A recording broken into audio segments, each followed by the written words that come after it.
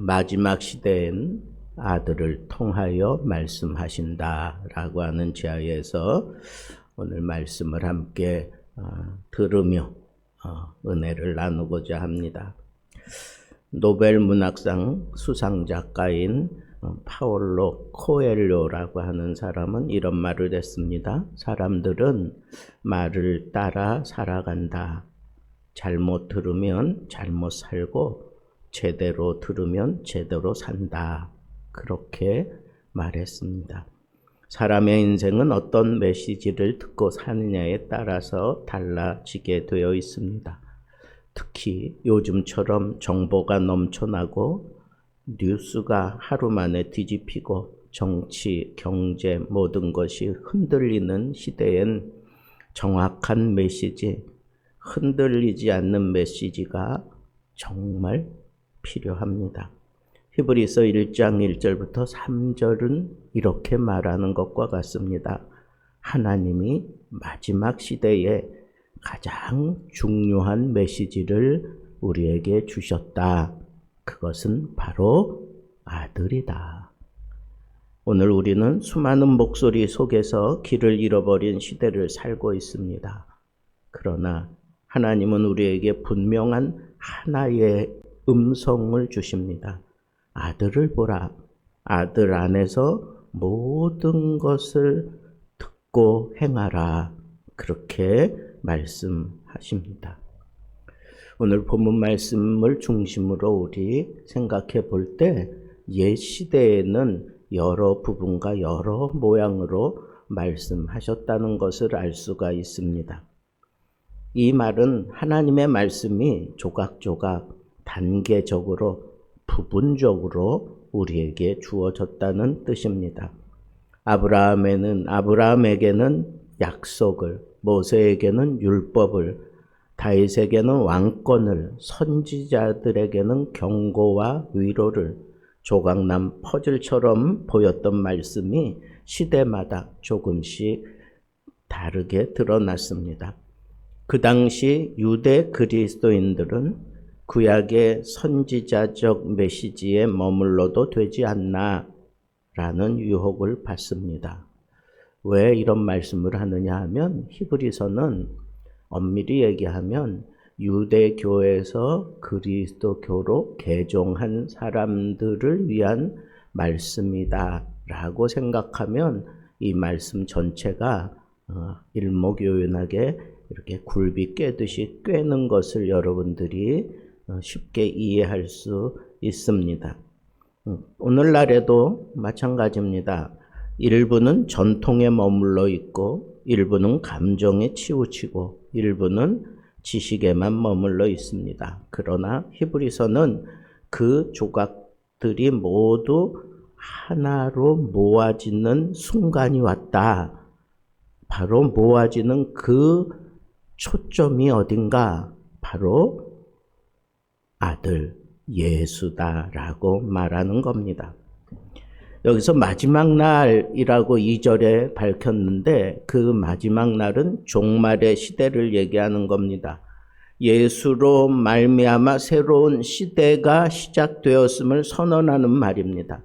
이것은 하나님이 크게 외치시는 캐리그마 선포인 겁니다.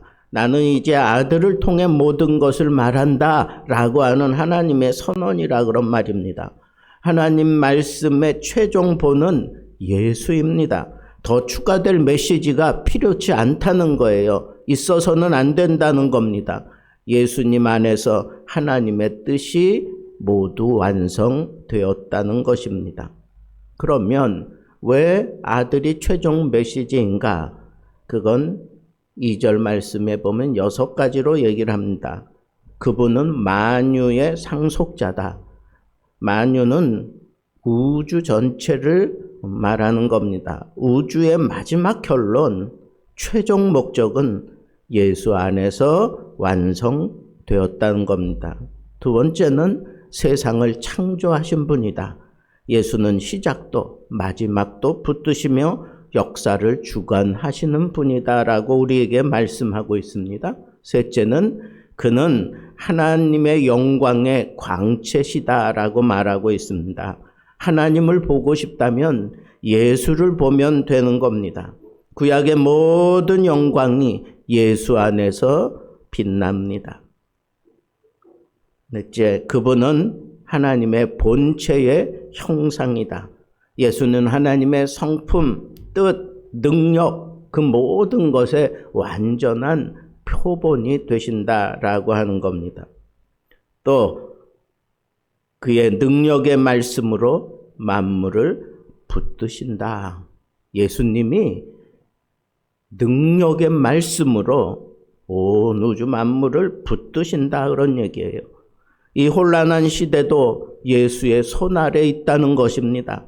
정치, 경제, 세계 경제가 불안해도 중심은 무너지지 않습니다. 예수 안에 있기만 한다면 말입니다. 왜? 예수님이 나의 진정한 통치자가 되시기 때문입니다. 마지막 7번째는 죄를 정결케 하시는 일을 이루고 지금은 하늘 우편에 앉으셨다. 하늘 우편은 하나님 보좌 우편을 얘기하는 거예요. 하나님이 그 보좌 우편에 예수 그리스도 아들의 자리를 마련해 두셨는데 아들이 일어섰다. 스데반이 순교당할 때 아들이 일어서신 것을 보았다. 그 얘기는 뭐예요? 일어서서 무언가 일을 하시는 거예요. 앉으셨다 그럼 뭐예요? 모든 것이 끝났다. 모든 일을 마치셨다. 그런 것입니다.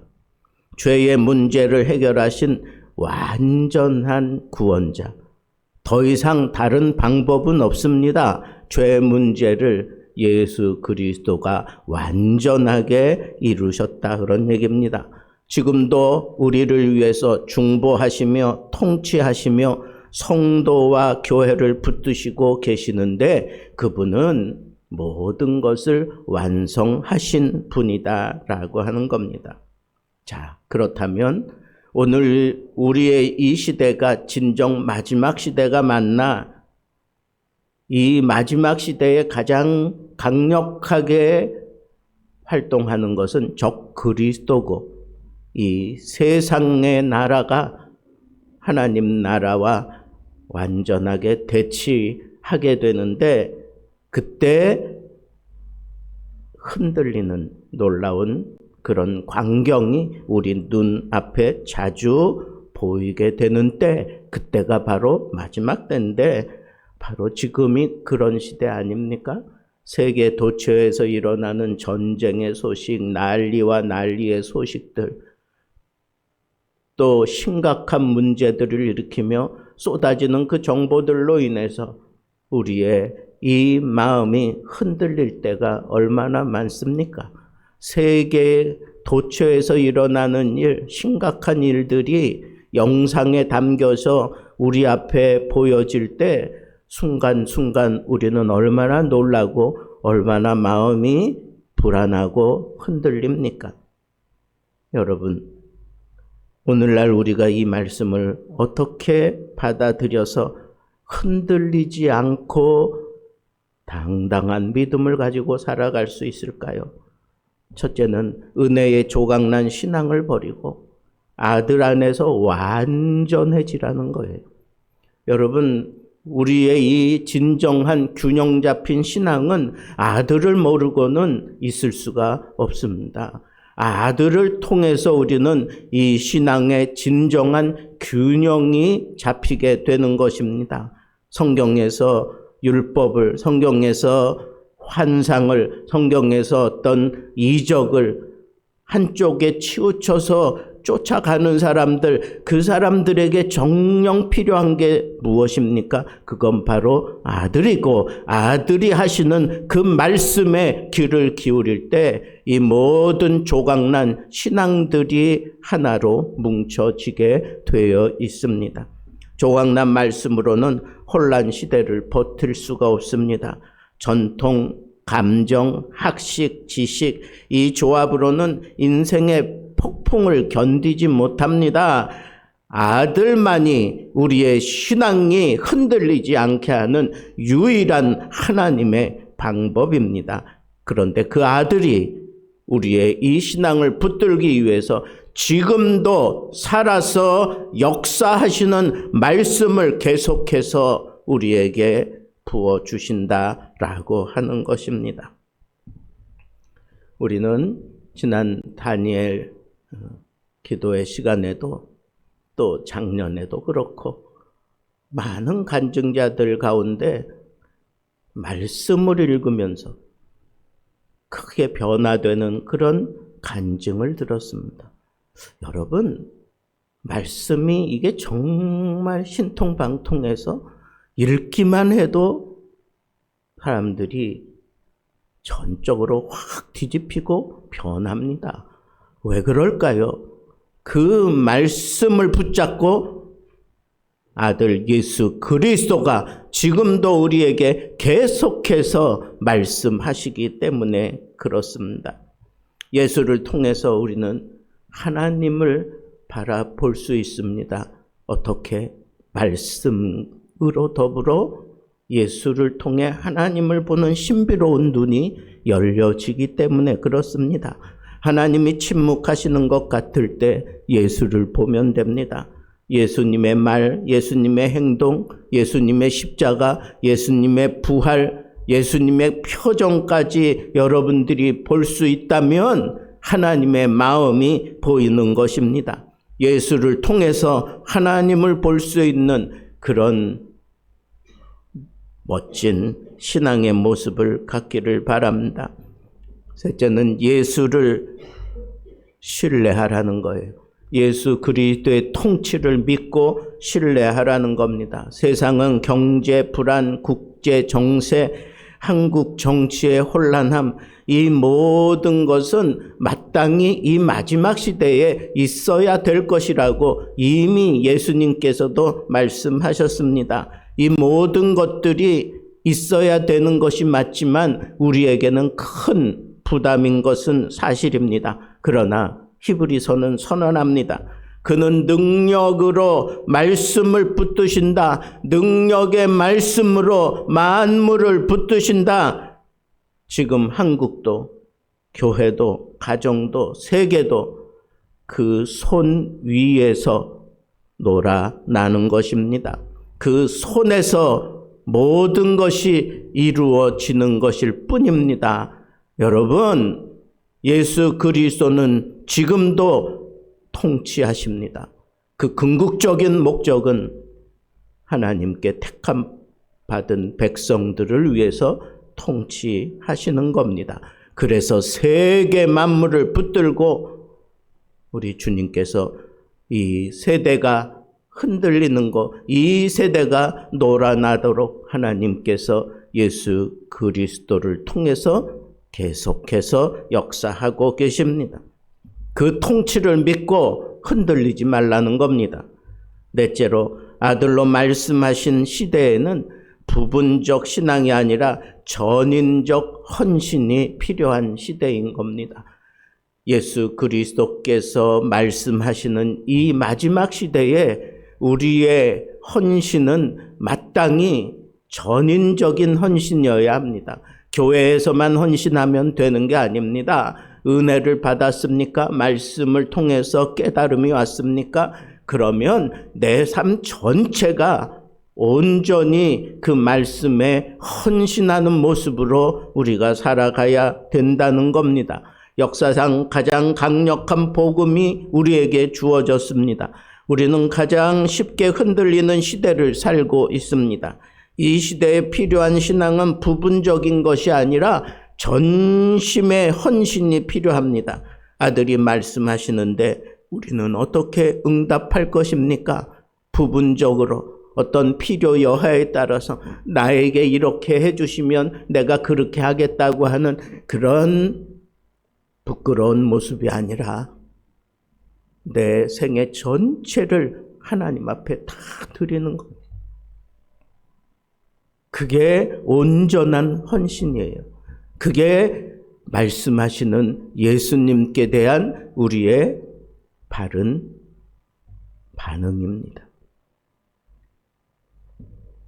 그래서 우리는 이 찬양을 많이 불러야 합니다. 주 예수보다도 귀한 것은 없는. 여러분, 우리 한국의 이 기독교가 폭발적으로 그렇게 부흥하던 그런 큰 부흥이 1907년 평양 장대연에서 있었던 성령의 폭발적인 역사가 있었고, 그에 의해서 성령께 감동을 입은 자들이 이 한국 강토에 놀라운 부흥의 역사를 일으키며 불꽃이 번져나가기 시작하면서 그렇게 겹겹이 쌓이다가 1974년도 빌리 그레함 목사님이 이 땅에 오셔서 놀라운 부흥의 역사를 한국적으로 온 나라가 하나로 이 복음의 불길에 휩싸이는 그런 놀라운 폭발적인 부흥의 불길이 확 붙은 적이 있습니다. 그때 가장 많이 선호하고 가장 많이 불려지던 찬양이 두 가지였는데, 첫째는 나 같은 죄인 살리신이고, 또 다른 것 하나는 바로 주 예수보다도 귀한 것은 없네입니다.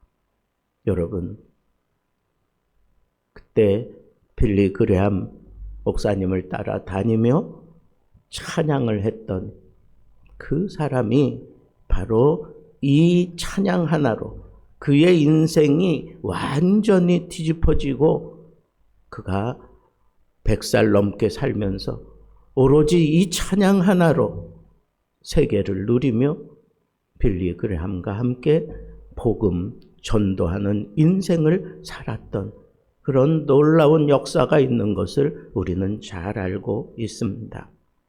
여러분, 정말 내가 말씀을 통해서 은혜를 받은 사람이라면 전적으로 변하는 거예요.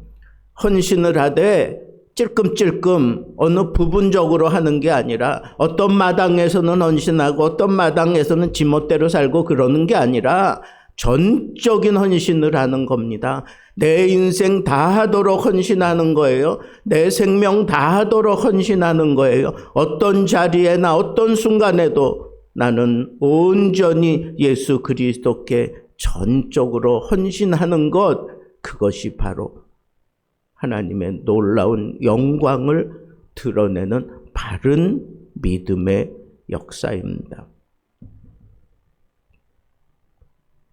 결론을 맺겠습니다. 성경은 우리에게 분명하게 제시했습니다.